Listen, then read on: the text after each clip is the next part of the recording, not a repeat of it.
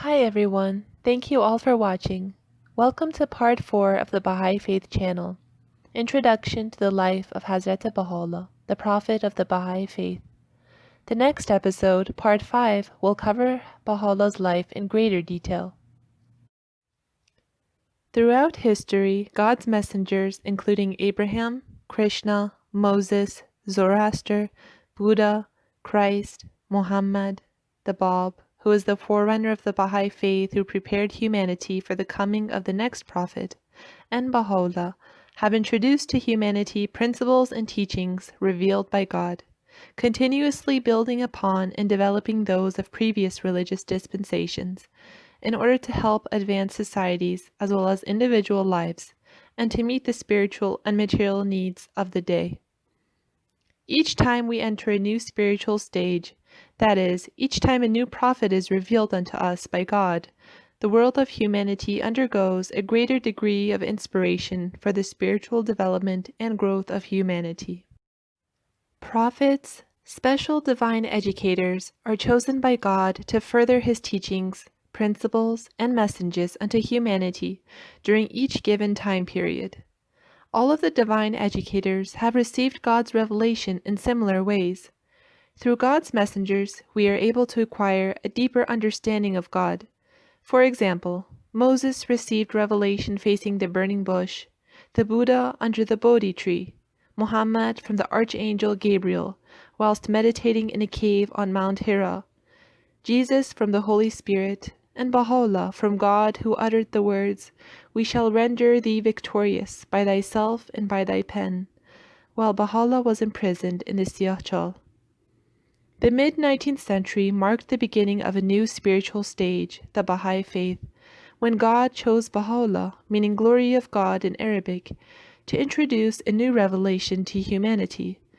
Upon receiving divine revelation from God, Baha'u'llah dedicated 40 years of his life to composing countless writings of divine, exquisite, and elaborate substance in the form of verses, letters, and books.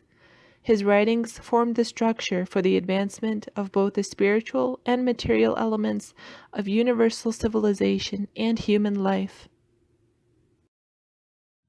Baha'u'llah was born in Tehran on November 12, 1817, into a noble family. Setting aside a life of nobility and wealth, Baha'u'llah dedicated his life, enduring 40 years of imprisonment, exile, and persecution, for revealing enlightening messages unto humankind, to fulfilling his destiny as the promised one from God, in which humankind had been awaiting, the spiritual return of all the previous manifestations of God. He chose to follow God's will and assist humanity's development through the Baha'i Faith, the new religion for this age. The Baha'i Faith, which originated in mid-19th century Persia, gradually became recognized across various countries, localities, and even villages in nearly every part of the world.